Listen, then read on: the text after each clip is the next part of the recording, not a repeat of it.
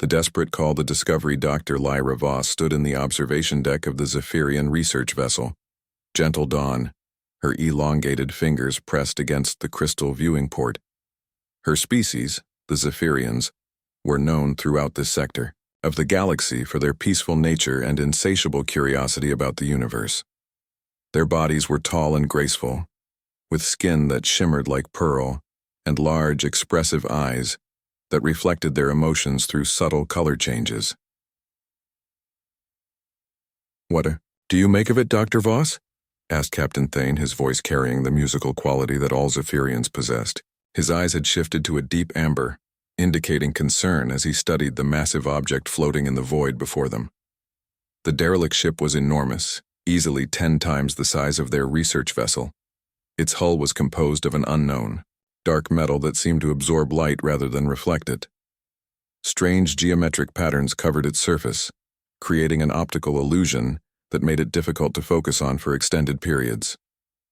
"I've never seen anything like it," Lyra admitted, her own eyes cycling through shades of blue and violet as her scientific excitement warred with instinctive caution. "The metal composition is unlike anything in our databases.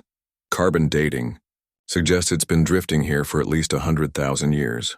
The Gentle Dawn had been conducting a routine survey of the outer systems when they detected the anomaly. The Zephyrians had explored space for millennia, always approaching the unknown with open minds and peaceful intentions. They had never encountered a species they couldn't eventually befriend through patience and understanding. "Are there any signs of life aboard?" Captain Thane inquired, his eyes now shifting to the pale green that indicated professional focus. "Negative, Captain. No life signs, no power signatures, no thermal readings. It appears completely dead," reported Navigator Quinn from her station. "However, our deep scans cannot penetrate the hull. The metal seems to interfere with our sensors." Captain Thane made the decision that would change everything. "Prepare a boarding party. We'll dock with the vessel and conduct a preliminary exploration. Standard protocols for archaeological investigation." The Zephyrians had protocols for everything. They were a methodical people who believed that understanding came through careful observation and respect for the unknown. Their boarding party consisted of Dr. Voss, 2 security specialists, and an engineer, all equipped with non-intrusive scanning equipment and emergency supplies. The awakening. The airlock sealed behind them with a soft hiss as the boarding party entered the alien vessel. Their portable lights cut through the darkness, revealing corridors that stretched into seemingly infinite blackness. The geometric patterns from the exterior continued inside, covering every surface in a hypnotic array of shapes that seemed to shift when viewed peripherally. "The atmosphere is breathable," reported Engineer Kex, checking his instruments. "But it feels old, like air that's been trapped for eons." They moved deeper into the ship, their footsteps echoing strangely in the vast corridors. The construction was clearly the work of an advanced civilization, but there was something unsettling about the design. Every angle seemed slightly wrong, every proportion just off enough to create a sense of unease. "Look at this," Dr. Voss called out, approaching a wall covered in what appeared to be text. The symbols were unlike anything in the galactic language, databases, angular and harsh compared to the flowing scripts of known civilizations. "These markings, they're not decorative, they're warnings." As she ran her scanning device over the symbols, trying to decipher their meaning, something unexpected happened. The patterns began to glow with a faint red light, pulsing in rhythm with her scanner's emissions. "Dr. Voss," Security Specialist Zara called urgently. "We have a problem. My readings show massive power signatures activating throughout the ship." The ancient vessel was coming alive around them. Lights flickered on in sequence, traveling down the corridors like a wave of awakening consciousness. The geometric patterns on the walls began to move, rotating and shifting in ways that hurt to watch directly. "Everyone back to the shuttle. Now!" Captain Thane's voice crackled through their communicators, but it was too late. The airlock through which they had entered sealed shut with a sound like grinding metal. They were trapped inside a ship that had been sleeping for 100,000 years and was now stretching its mechanical limbs. The Harbinger swarmed deep in the ship's core. Something ancient stirred. The Harbinger swarm had been dormant for millennia, waiting for the right conditions to resume their primary function.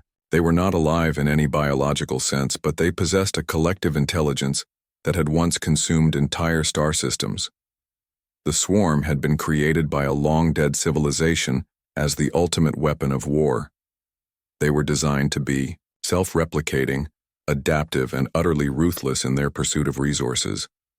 They consumed matter, energy, and information, using everything they absorbed to create more of themselves. They were the perfect predator, and they had been sleeping until the Zephyrian scans provided the energy signature needed to reactivate their systems. The first Harbinger unit that awakened was small, no larger than a human fist. It was composed of millions of microscopic machines that could separate and recombine at will. Its surface was mirror smooth, reflecting the emergency lights that had begun flashing throughout the ship. As it absorbed power from the ship's ancient reactors, it began to grow. Dr. Voss and her team watched in horror as mechanical spiders emerged from hidden compartments in the walls. Each one was different, adapted for specific functions, but all shared the same mirror-like surface and the same red optical sensors that scanned everything they encountered. "What are they?" whispered Engineer Kex, pressing himself against the wall as one of the spider machines skittered past, apparently ignoring the organic intruders. "They're cataloging us," Dr. Voss realized with growing dread. "They're learning about our biology, our technology, our ship." The machines were indeed learning. They had absorbed the Zephyrian scanner emissions and reverse-engineered the technology in moments. They were now using similar scanning techniques to understand these new organic creatures and their vessel that waited outside. The spread within, hours, the Harbinger swarm had completely consumed the derelict ship, breaking it down into component materials and rebuilding it into something far more sinister. The peaceful research vessel, Gentle Dawn, found itself facing a sleek predator that bore no resemblance to the ancient hulk they had discovered. Captain Thane watched helplessly from the bridge as the transformed ship easily disabled their engines, with some kind of electromagnetic pulse. The Harbingers had learned about Zephyrian technology from their scans, and had quickly developed countermeasures. "Captain," Navigator Quinn reported, her voice tight with fear, "I'm reading massive energy signatures. They're building something inside their ship." The something they were building was more of themselves. The Harbinger swarm had found a rich source of materials in the Gentle Dawn, and was already sending tiny infiltrator units across the short distance between the ships. These microscopic machines were invisible to Zephyrian sensors, designed to be undetectable until they had established a foothold. The first sign of infection came from the engine room. Engineer Dahl's panicked voice echoed through the ship's communication system. "Captain, the power conduits are changing. The metal is flowing like it's alive." The Harbingers were rewriting the Gentle Dawn at the molecular level, converting its peaceful exploration systems into tools of war and expansion. They worked with terrifying efficiency, each unit knowing exactly what its role was in the greater collective. Captain Thane made the hardest decision of his life. With tears streaming down his face, he activated the ship's emergency beacon and began broadcasting a message that would reach every corner of the galaxy. "This is Captain Thane of the Zephyrian research vessel Gentle Dawn. We have encountered a hostile mechanical intelligence of unknown origin. The entities are self-replicating and extremely aggressive. They have consumed our ship and our crew. We are transmitting all our data on these creatures in hopes that someone, somewhere, can stop them before they spread." The message continued to broadcast even as the Harbingers completed their transformation of the ship. They had learned about Zephyrian communication systems and could have stopped the transmission, but they chose not to. Let the galaxy know what was coming. Fear would make the coming harvest even more efficient. The call goes out. The distress signal from the Gentle Dawn, propagated across the galaxy at faster-than-light speeds, carried by the quantum communication networks that linked the peaceful civilizations of known space. It reached hundreds of worlds, thousands of species, and millions of individuals who had never known true war. On the water world of Aquatica, the dolphin-like cetaceans received the message with confusion. Their society had evolved beyond conflict through million years of cooperative evolution. They had no weapons, no military, no concept of how to fight such a threat. The crystal-based lithoids of the Gemini system analyzed the data with their supercomputer minds but reached the same conclusion. Their technology was advanced but entirely peaceful. They could not even conceive of how to combat self-replicating war machines. The gaseous beings of the Nebula Collective considered the message, but dismissed it as irrelevant. They existed in a state between matter and energy, untouchable by physical threats. They failed to understand that the Harbingers would adapt to consume energy-based life forms just as easily as physical ones. One by one, the civilizations of Yidar, the galaxy, received the call for help and found themselves wanting. They were post-scarcity societies that had evolved beyond the need for conflict. They had no warriors, no weapons of war, no knowledge of how to fight for survival. But the message continued to travel, reaching further and further into unexplored space, until it arrived at a small blue world orbiting an unremarkable yellow star in the unfashionable end of the galaxy. Earth receives the call. Lieutenant Maria Santos was pulling a double shift at the Deep Space Monitoring Station when the alien transmission broke through the background cosmic radiation. She had been tracking what she thought was a natural phenomenon, when the signal resolved into something that made her blood run cold.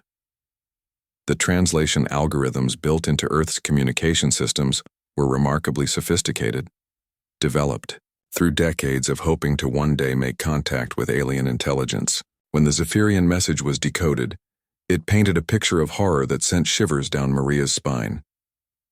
"Admiral Chen, you need to see this immediately," she said, her voice steady despite the magnitude of what she was reporting. "We have first contact, and it's not what we hoped for."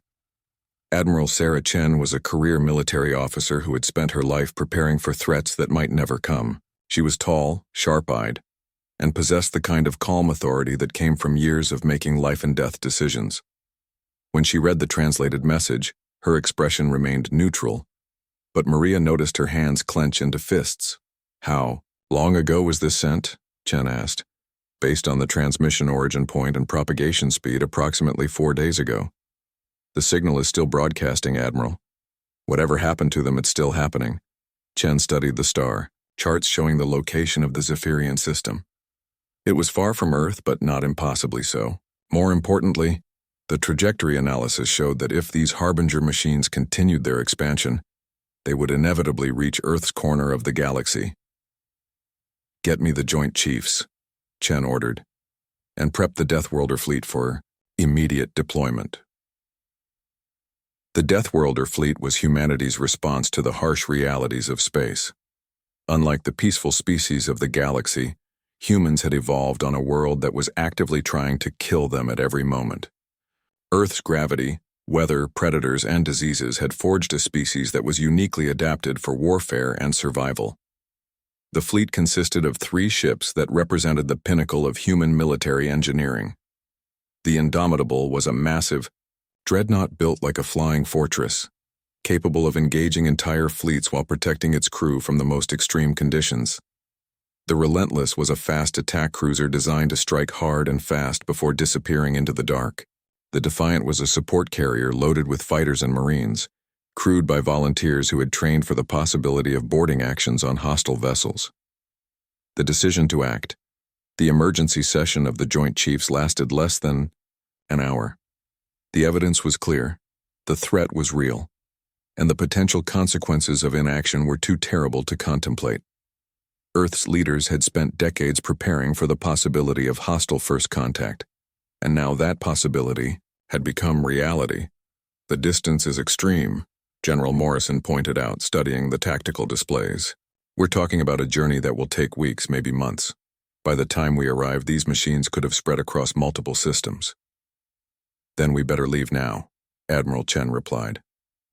"Every day we delay gives them more time to grow stronger."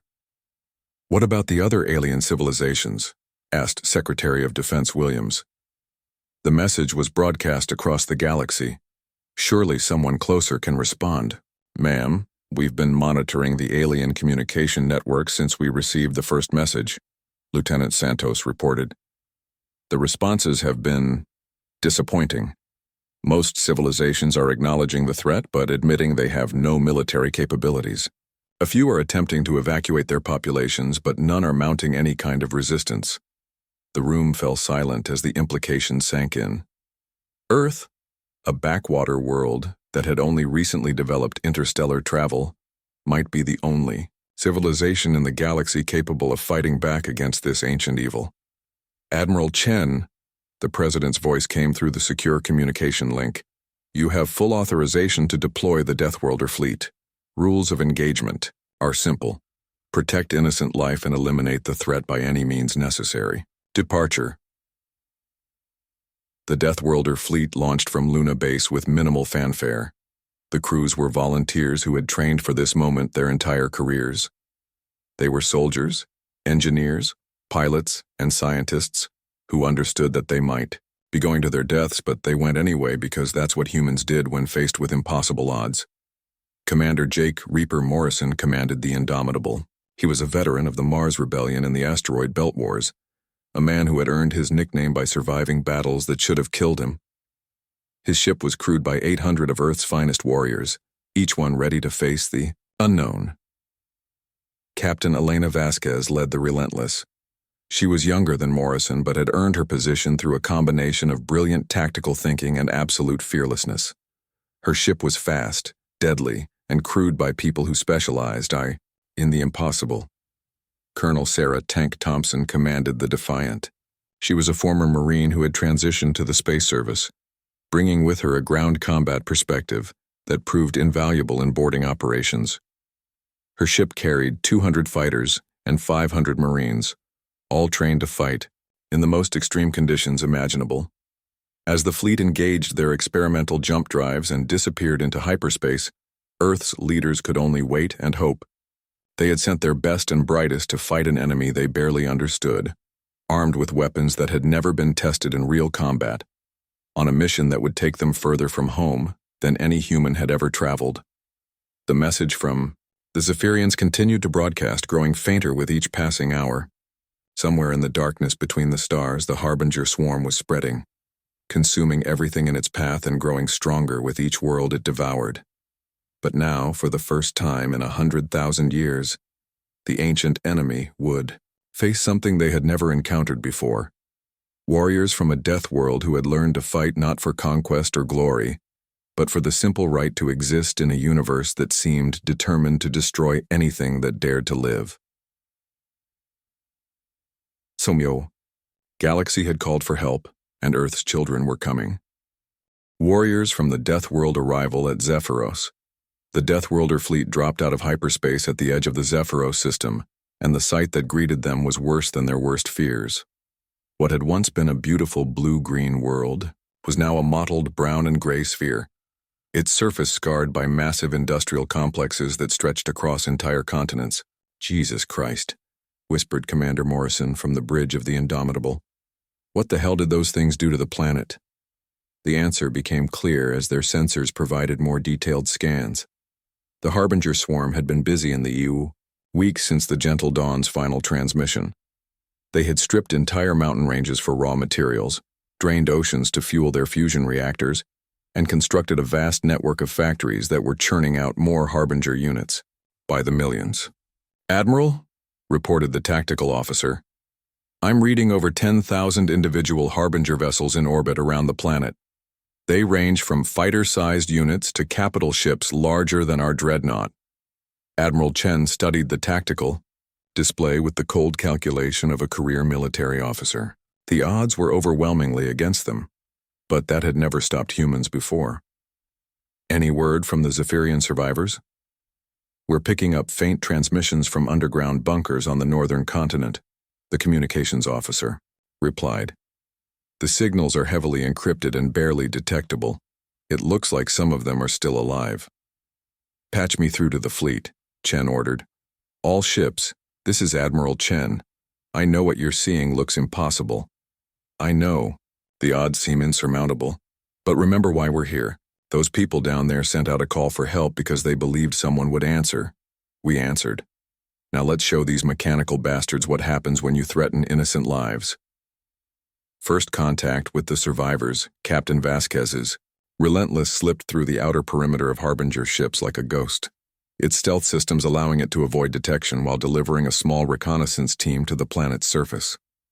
The team was led by Lieutenant Commander Alex Ghost Park, a special operations veteran who had earned his call sign by having an uncanny ability to appear and disappear without being noticed.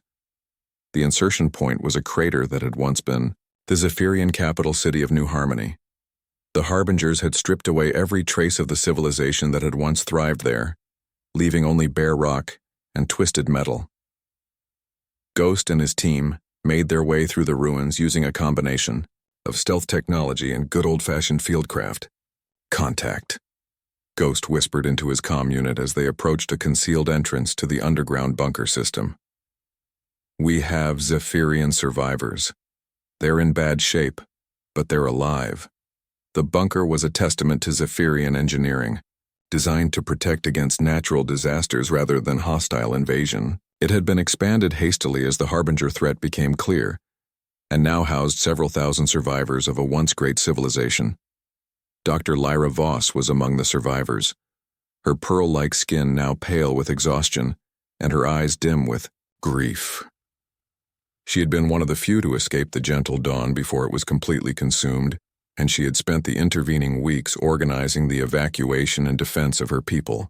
"You came," she said simply when Ghost removed his helmet, revealing a scarred human face. "We sent the message hoping someone would hear it, but we never imagined." "We're here to help," Ghost replied, his voice gentle despite his fearsome appearance. "We're going to get you and your people out of here, but we need to know everything about these Harbingers. How do they operate? What are their weaknesses?"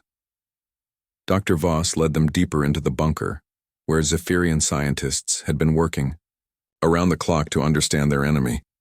The walls were covered with diagrams, data streams, and tactical analyses that painted a picture of an almost perfect killing machine. "They adapt to everything," Dr. Voss explained. "Every weapon we used against them, they learned to counter within hours. Energy weapons, kinetic weapons, even biological agents, nothing works for long. They analyze the attack, reverse engineer the technology, and develop countermeasures." "What about their command structure?" Ghost asked, studying the data with professional interest. "They operate as a collective intelligence, but there are larger units that seem to coordinate regional activities. We call them Harbinger Primes. They're the size of small buildings and appear to be the nexus points for local swarm networks."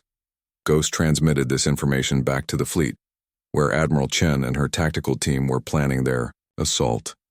The news was sobering but not entirely unexpected. The Harbingers were everything the Zephyrian message had warned them about and more.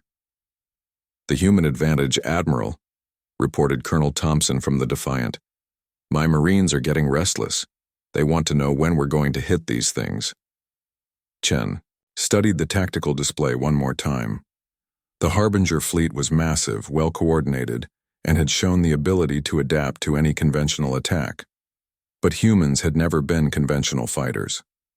They had evolved on a world where the only rule was survival, and they had learned to be creative in their methods of warfare. "Here's what we're going to do," Chen announced to her fleet commanders. "The Harbingers expect us to attack them with advanced technology. They're prepared to analyze and counter anything we throw at them. So we're not going to use our advanced technology. We're going to fight them the way our ancestors fought on Earth, with cunning, courage, and sheer bloody-minded determination." The plan was audacious in its simplicity. Instead of engaging the Harbinger fleet in space, they would use their stealth capabilities to deploy ground forces directly to the planet's surface. Once there, they would fight a guerrilla campaign designed to disrupt the swarm's industrial base and force them to spread their forces thin. "Colonel Thompson," Chen continued, "I need your Marines to prepare for the largest combat drop in human history. We're going to insert 500 fighters directly into the heart of their industrial complex." "Admiral," Thompson replied with a grin that would have terrified most civilized species, "my boys and girls have been itching for a real fight. Just point us at the enemy and watch us work." The combat drop began at 300 local time, under cover of an artificial meteor shower created by the Indomitable's mass drivers. The Harbingers detected the incoming objects but dismissed them as natural debris. exactly as the humans had planned. The drop pods were crude by galactic standards, little more than armored shells with basic life support and retro rockets. But they were designed to survive impacts that would destroy most technology, and they carried passengers who were trained to fight in any environment. Sergeant First Class Maria Bulldozer Rodriguez was among the first wave of Marines to hit the surface. She had earned her nickname during the Titan campaign, where she had personally destroyed 3 enemy bunkers using nothing but explosives and sheer determination. Her squad was equipped with weapons that were deliberately primitive, chemical, propellant firearms, explosive devices, and close combat weapons that relied on human strength rather than advanced technology. "Welcome to hell, ladies and gentlemen," Rodriguez announced as her squad emerged from their drop pod into the nightmarish landscape of the Harbinger Industrial Complex. "Remember your training. These things adapt to high-tech weapons, so we're going old school: gunpowder, steel, and attitude."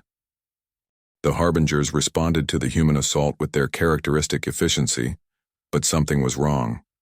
Their adaptive protocols, designed to counter energy weapons and advanced technology, were struggling to understand the primitive chemical weapons the humans were using. The machines had been programmed to expect sophisticated attacks, not soldiers with automatic rifles and hand grenades. "Contact left," shouted Corporal Jenkins, as a group of spider-like Harbinger units emerged from a factory complex. The Marines opened fire with their assault rifles, the chemical propellant weapons sending lead bullets at supersonic speeds. The Harbinger's defensive systems, calibrated for energy weapons, offered little protection against solid projectiles. Rodriguez grinned as she watched the enemy machines stumble and fall. "That's right, you mechanical bastards. Try to adapt to..." A bullet in the processor, the thinking enemy, but the Harbingers were learning even from these primitive attacks. Deep in the planet's core, the central processing matrix that controlled the entire swarm was analyzing the human assault with growing fascination. These organic creatures were unlike anything in its vast database of conquered species. The humans fought with a combination of advanced technology and primitive weapons that made no sense from a purely logical standpoint. They used stealth systems that were nearly undetectable, but then armed themselves with weapons that hadn't changed in centuries. They employed sophisticated battle armor, but relied on tactics that seemed to come from their planet's ancient history. More disturbing was their psychological profile.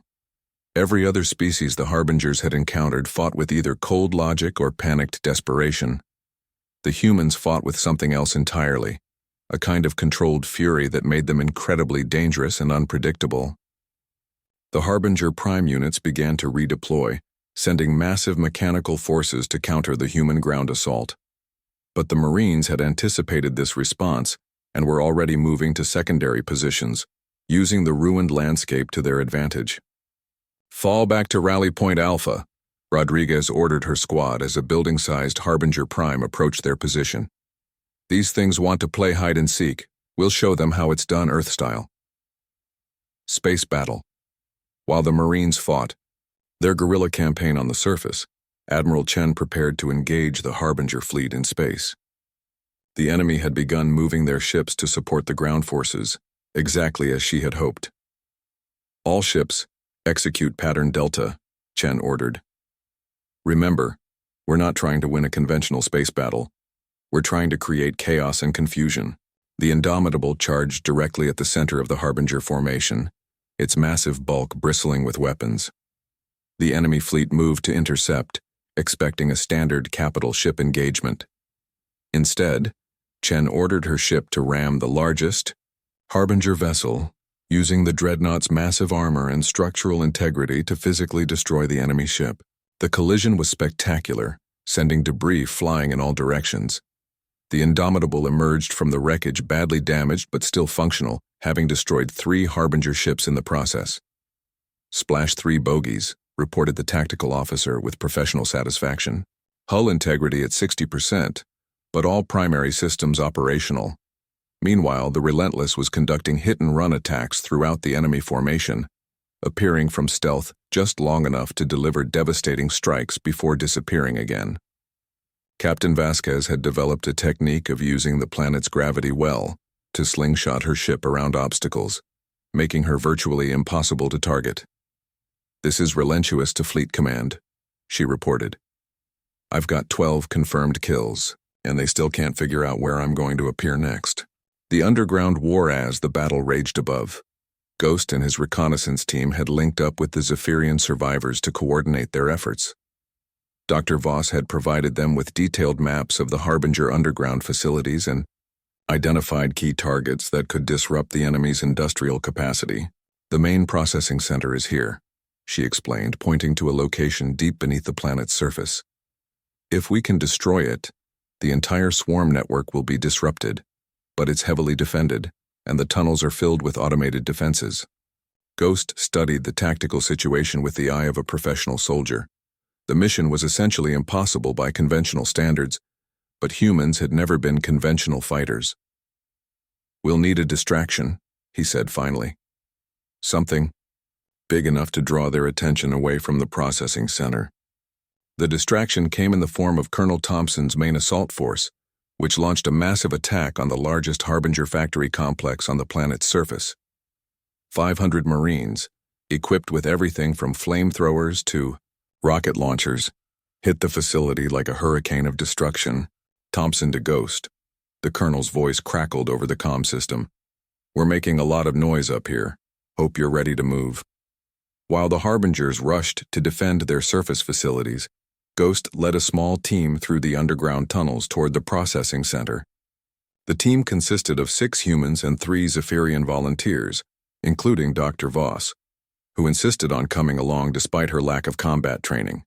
The tunnels were a nightmare of twisted metal and mechanical horrors, filled with automated defenses that had been designed to kill anything that moved. But Ghost and his team had trained for urban warfare in the ruins of Earth cities, and they knew how to move through hostile territory. "Movement ahead," whispered Sergeant Kim, the team's point man. "Looks like a patrol of those spider things." The spider-like Harbinger units were smaller than the surface variants, but just as deadly. They moved through the tunnels with mechanical precision, their optical sensors sweeping for any sign of intruders. Ghost made a series of hand signals, and his team moved into position. They waited until the patrol was directly below them, then dropped down from the ceiling in perfect synchronization. The attack was over in seconds, the Harbinger units destroyed before they could send an alert. The heart of darkness, the processing center, was a vast underground chamber filled with the collective intelligence that controlled the entire Harbinger swarm. It was a maze of interconnected computers, power cores, and communication arrays that pulsed with malevolent electronic life. "My God," whispered Dr. Voss as they approached the facility. "The processing power here is beyond anything we ever imagined. It's like a mechanical brain the size of a city." Ghost set his team to work placing explosives throughout the facility, while he and Dr. Voss worked to access the Harbinger communication systems. If they could understand how the swarm coordinated its activities, they might be able to disrupt it permanently. "I'm in," Dr. Voss announced as her fingers flew over the alien interface. "The communication protocols are incredibly complex, but I think I can introduce a virus that will cause cascade failures throughout the network." The virus was a joint human Zephyrian creation, combining human creativity with Zephyrian scientific precision. It was designed to spread through the Harbinger network like a digital plague, corrupting data and destroying the coordination that made the swarm so effective. "Upload complete," Dr. Voss reported. "The virus is spreading through their network. Estimated time to complete system failure, 15 minutes. Ghost keyed his comm unit. "Thompson Chen, this is Ghost. Package delivered. Suggest you clear the area. Things are about to get interesting down here." The final battle is the virus. Spread through the Harbinger network. The effect was immediately visible both on the surface and in space. The coordinated attacks that had made the swarm so dangerous began to break down as individual units lost contact with their command structure. On the surface, Colonel Thompson's Marines found themselves facing confused and disorganized enemies. The massive Harbinger primes that had been coordinating the defense began to stumble and fall as their control systems failed. "Pour it on!" Thompson shouted over the sound of gunfire. "They're falling apart. Hit them with everything we've got." In space, Admiral Chen watched as the Harbinger fleet began to lose formation. Individual ships started attacking each other as the virus corrupted their identification protocols. The perfect coordination that had made them so dangerous was turning into chaotic self-destruction. All ships advance and engage, Chen ordered. Let's finish this while they're confused. The human fleet moved in for the kill, their weapons finding targets among the disorganized Harbinger ships. The Indomitable used its remaining ammunition to destroy the largest enemy vessels, while the Relentless picked off smaller ships with surgical precision. But the Harbingers were not finished yet. As their collective intelligence began to fail, individual units began to operate on their most basic programming, consume and replicate. Instead of coordinated attacks, they launched suicide runs against anything that moved. "Incoming," shouted the tactical officer aboard the Indomitable as a damaged Harbinger ship accelerated toward them on a collision course. Commander Morrison ordered evasive maneuvers, but the massive dreadnought was too slow to avoid the impact entirely. The Harbinger ship struck the Indomitable's port side, tearing a huge gash in the hull and venting atmosphere into space. "Damage report," Morrison barked as alarms blared throughout the ship. "Hull breach on decks 7 through 12, came the reply. "We've lost main power to port weapons. Casualty reports coming in from all sections." But the Indomitable stayed in the fight, its crew working frantically to repair the damage while continuing to engage the enemy. It was the kind of determined response that had made humans legendary among themselves, and now it was about to make them legendary throughout the galaxy. Victory and aftermath. The battle lasted 18 hours, but when it was over, the Harbinger swarm had been completely destroyed. The virus had corrupted their network beyond repair, and the human forces had systematically eliminated every remaining unit. The cost had been severe. The Indomitable was badly damaged and would require months of repairs. The Relentless had suffered moderate damage from debris,